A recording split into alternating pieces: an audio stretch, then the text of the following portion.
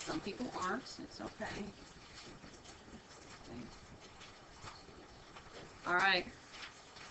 All right, so today we're on our notes, and we're going to start with the break-even problems. Now, you have to be able to read one of these problems and know what type it is. So let's talk about what makes it a break-even problem. Any type of problem when things need to be the same can be considered a break-even problem. A long time ago, we had a story problem about Adam Sandler and Will Smith at the mall, and we graphed them, and when they bumped into each other, that was our solution. Well, where they bump into each other is the break-even point as well. So we've already done these, but we did them by graphing, and now we're just doing them by equations. All right? So I have a business.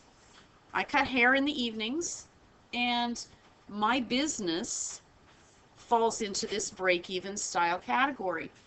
When you have a business, most of the time you have some expenses that you have to pay for first before you can actually start your business. So that's where that saying is, it takes money to make money, comes from.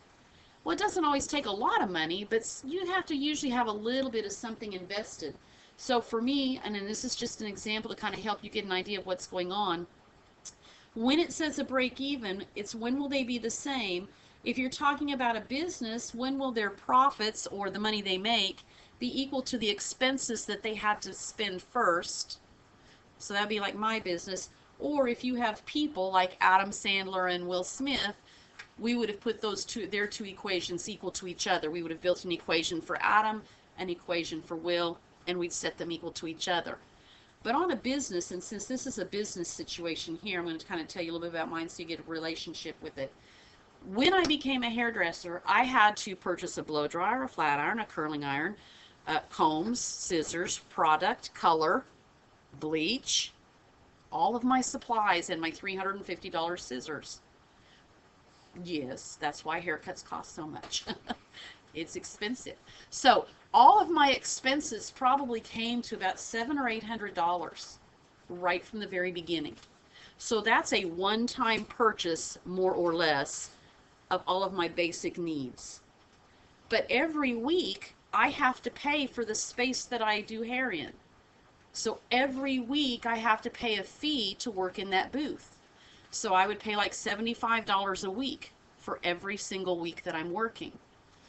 So I would have my startup expenses, which could be a flat fee. Some people might call it a flat fee, or my startup expenses, plus my weekly fee, something that happens over and over again. So that would have a variable attached to it, kind of, okay? But then, as people come in and I cut their hair and I color their hair and I perm their hair, I'm hopefully making money. And at some point, I will earn enough money to break even. I will make that $800 that I've spent on supplies, and I hope to make at least $75 a week to cover my rent, and then anything that I make above that, cha-ching, makes me happy because that's all my money now. Do you see how I got paid back for my initial investment? And so that's how businesses work. So that's what this is talking about here. I've got a printing job. Okay, I own a printing company, and I'm going to sell a newsletter, but it's going to cost me 90 cents per copy. So every one that I give out is costing me 90 cents. Could be the ink, the paper, something about, something about that, plus a $600 research fee. Then I'm going to sell this newspaper for about $1.50 a piece. So one is costing me money and one is how I'm making my money. We're going to put those two equations equal to each other. The beauty about this type of problem is there's only one variable, and that variable is on each side of the equal sign. It makes them really easy to work. So let's see if we can set this up, and you'll see kind of what happens. So I need to build an equation that has my costs listed on one side, costs or expenses, and then my profits on the other, or how I'm going to break even and make money, okay? So when I set up this business, it's going to cost me 90 cents per copy plus a $600 fee. One of those two things requires a variable. The 90 cents, because every paper is going to cost me 90 cents. Can we use an X? Whatever. So 90 cents per paper plus that initial setup fee of $600. That setup fee is not going to happen every single time. It's just a one-time fee. So far, so good? All right. On the other side, where I'm going to make my money, I'm going to sell my newspapers to people. I'm going to sell them for $1.50 each one. No, we're going to still use the same variable. So $1.50 per paper. So what does the X represent in this story problem right now? Each copy. How many copies, okay? So you might want to put two notes down here. A little star here saying you're only going to use one variable. And all of your problems like this will always use just one variable. Okay? And then make sure you label your variables so in the end you know exactly what you're figuring out. And so this is the number of copies. So X is equal to the number of copies. Now if you look at this, this is a pretty basic equation with just one variable on each side, right? I need to get all my X's together. So what would be a good move? I would move the 90 over to the $1.50 because I don't really want to create a zero. Yes, sir. I'm moving it because I need to get all of my X's on the same side of the equation. Right. If I move the $1.50 this way, I'd have a zero, and that kind of messes you guys up sometimes. Okay? So I'm going to minus 90 cents from both sides because I need to get all the X's together. You will need a calculator, okay? So you may want to get one. That would leave me with a 600 is equal to 60 cents with an X. So far, so good? Yep. Pretty quick, right? Yeah. Now we're going to have to divide. That's absolutely right. We're going to divide both sides by the 60 cents. It cancels on this side. And when I divide, I'm going to get a big number. Don't freak out. Did you do good? Okay. Now what does it mean, though? That's the number of copies you need to sell to break even. Just to get their money back, that $600 fee plus the 90 cents for every paper that they gave out, they have to sell 1,000 copies to break even. If when they sell copy number 1001, cha-ching, they're starting to make some money. And they're all good. Does that make sense? Okay. So they have to sell 1,000 copies. Oh, excuse me. All right. Let's look at your homework paper. All right. So look at your homework paper. And we're actually going to do a problem that's not a business. We're going to do a person problem. Since the break even can also be a person equaling a person, look at number 14 on your assignment. Assignment worksheet number 14 about Cole and Cecily. Okay. Cole and Cecily, Cole can do 20 push-ups, but he's planning to add 2 each week, and Cecily can do 12. And she's planning to add 3 each week. How long before they have the same amount of push-ups? That's meaning that when are they going to break even to each other, right? And how many are they actually going to wind up doing? So we have to find 2 answers on this one. So let's set up our equations. Remember, it's a person equal to a person. So what are our people's names? Cole. So we're going to put Cole equals Cecily, so we can keep track of things. Cole is going to be equal to Cecily, and we're going to build Cole's equation. What's Cole's begin here point? 20. And he'll be adding 2x. I like x. X works. 2 per week. So what's the X representing here? Each week. So X is equal to weeks. The number of weeks it's going to take. Now we have to build Cecily's equation. 12 plus 3x. Yeah, she's starting with the ability to do 12, so that's her begin here point. And she thinks she's going to add 3 each week. Is everybody comfortable with that setup? Now let's work it out. We need to get all of our x's together. It really doesn't matter which way you go. I don't care. Isaiah, do you have a preference? We'll do it your way. Okay? Which way you want to go? Okay, so you want to move the 2 over to the 3, or do you want to move the 3 over to the 2? 2 to the 3 is a good choice, okay? So we're going to minus 2x from both sides.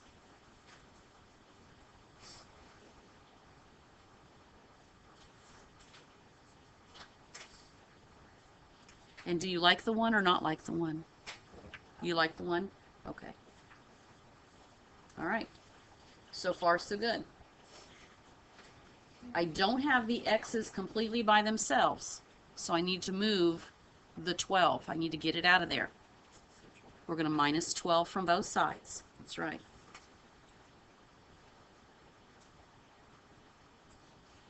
$20 take away 12 is 8. And 8 is equal to 1x or x.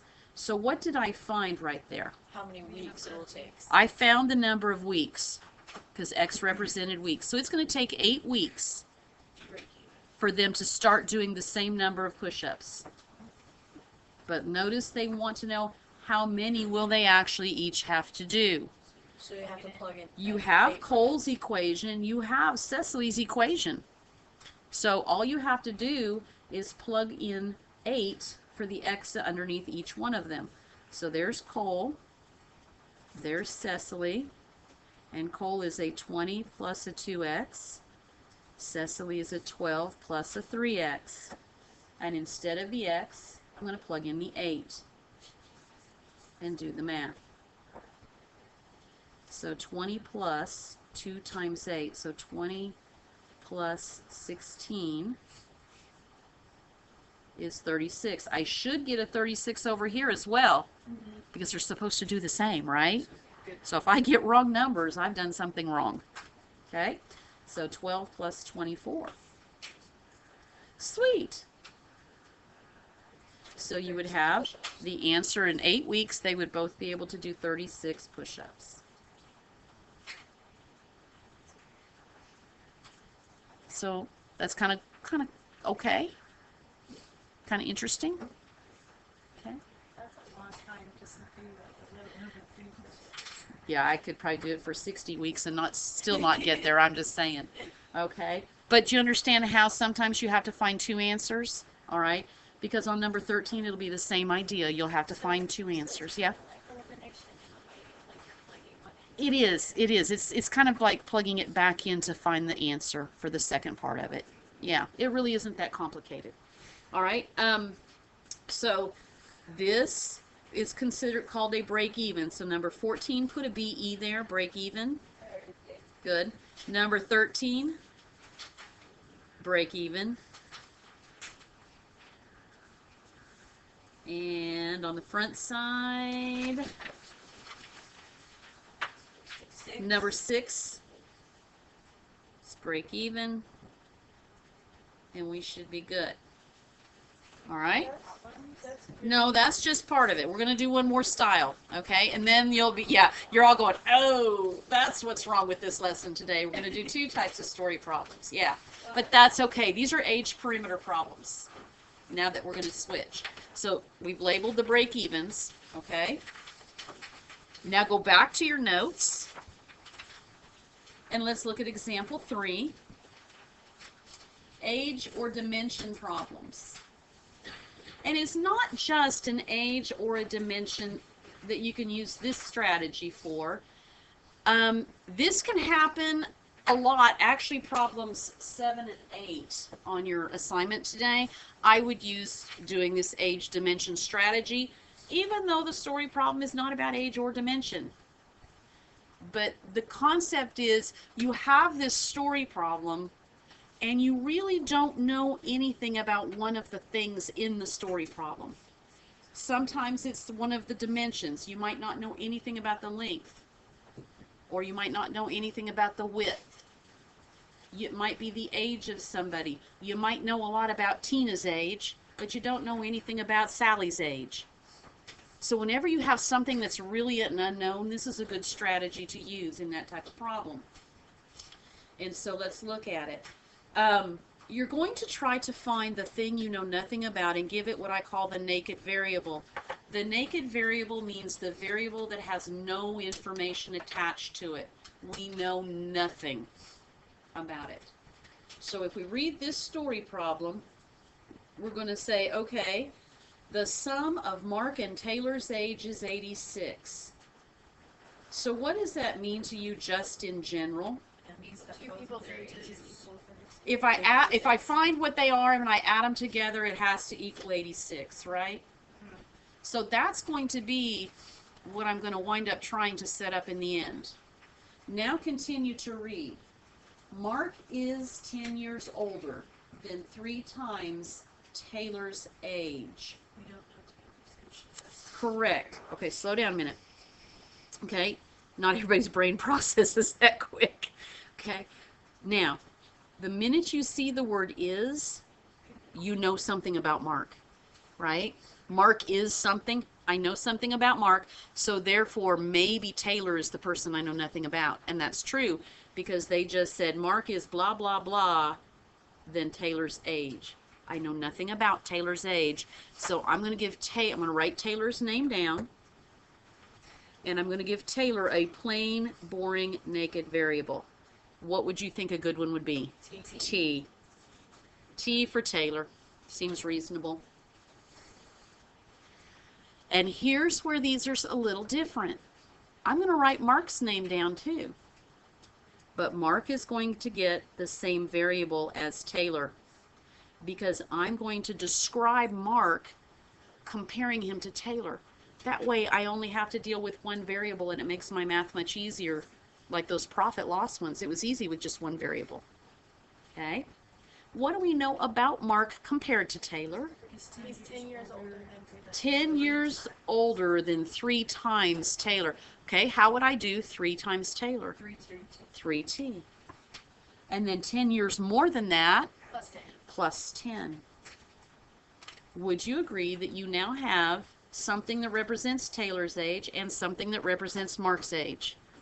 If we add those together, it should equal 86, like it said in the problem. Right? So let's do that. Okay, Taylor was just a T. There's Taylor. Plus Mark, who is a 3T plus a 10, is equal to the 86, which was at the beginning of the story problem. So how many total T's do you have? 4. Okay, so 4T plus 10 equals 86. Trying to get the T's by itself, we're going to minus 10 from both sides.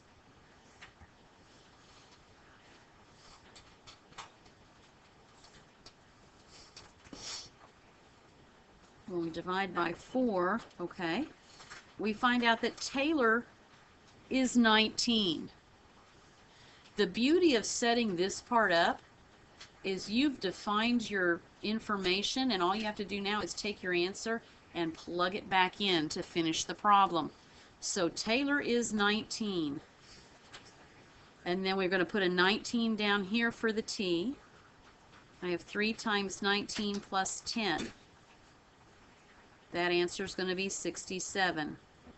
So Mark must be, or hopefully is, Taylor's grandpa.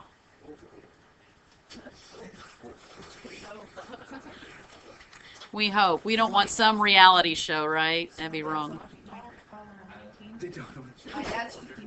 Oh, is he? Yeah. Oh, well, you have a little bit older dad, right? Yeah. And mom? Yeah. So, okay. Let's look at one of the kind of semi-weird problems that follows this style but doesn't have an age or a perimeter in it. Look at number 7 on your notes, on your assignment today. Look at number 7. Yes, these are I just put age.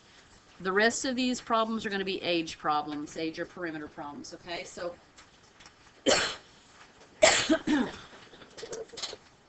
excuse me. Okay. So I need you to read this paragraph about Jenny taking her testing.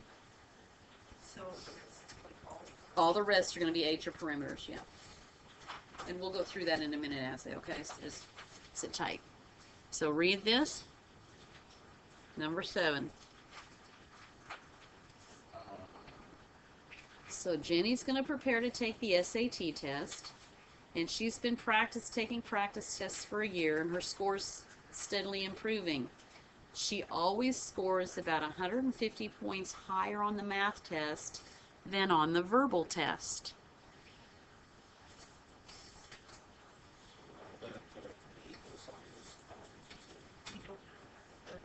So verbal is what our naked variable is, right? We didn't know anything about her verbal tests and scores at all. So that's your beginning information. So you write down the word verbal and you pick a variable that you like. V for verbal makes sense to me. Okay. What was the other type of test though? Math. So I'm going to write math. And I'm going to put a V because I'm going to be comparing the math test compared to the verbal test.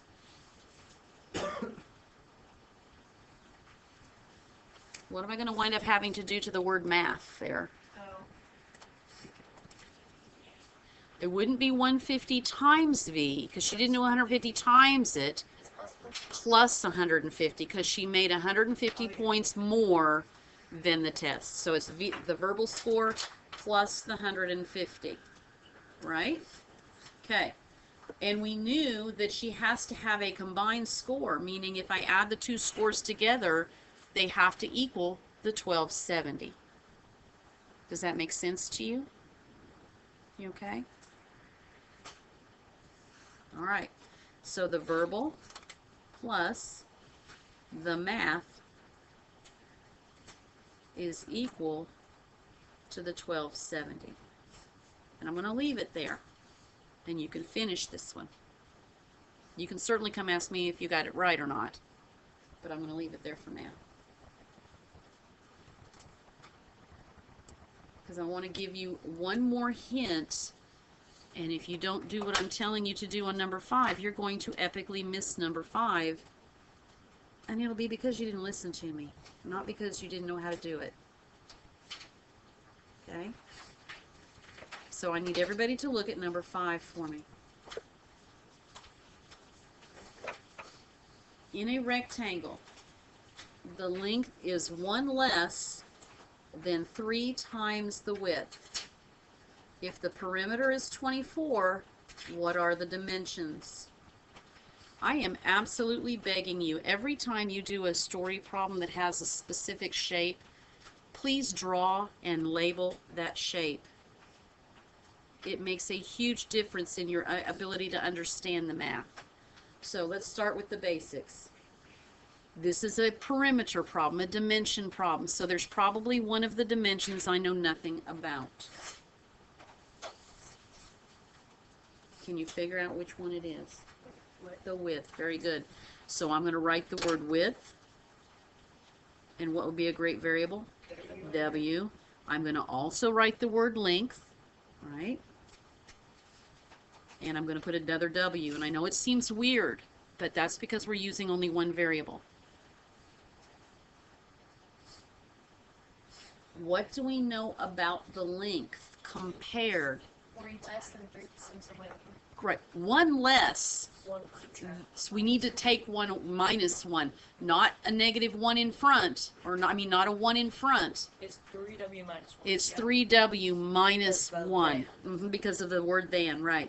So it's 1 less. There's my 1 less than 3W.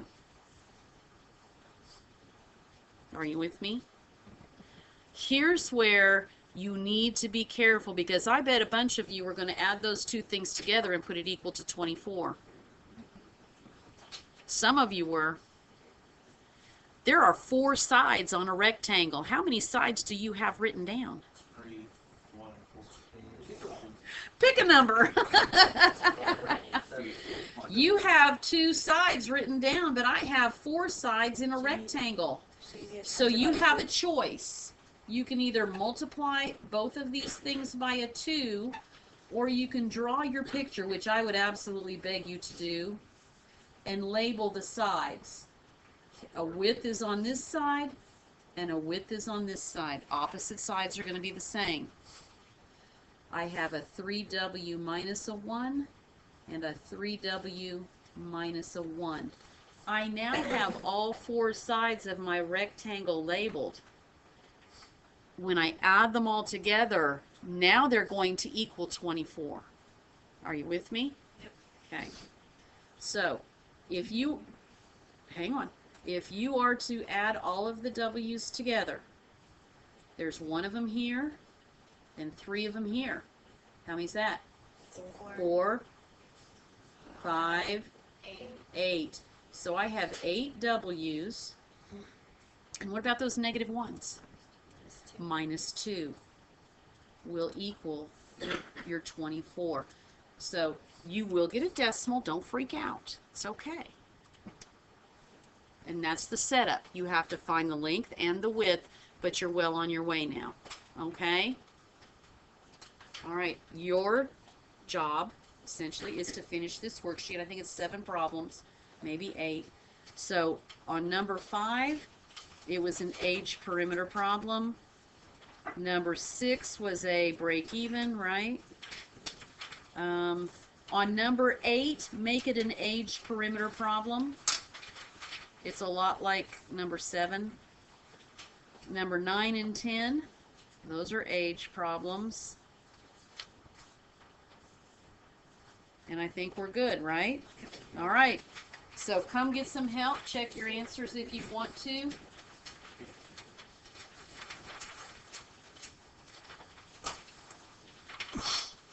I get number 7 right.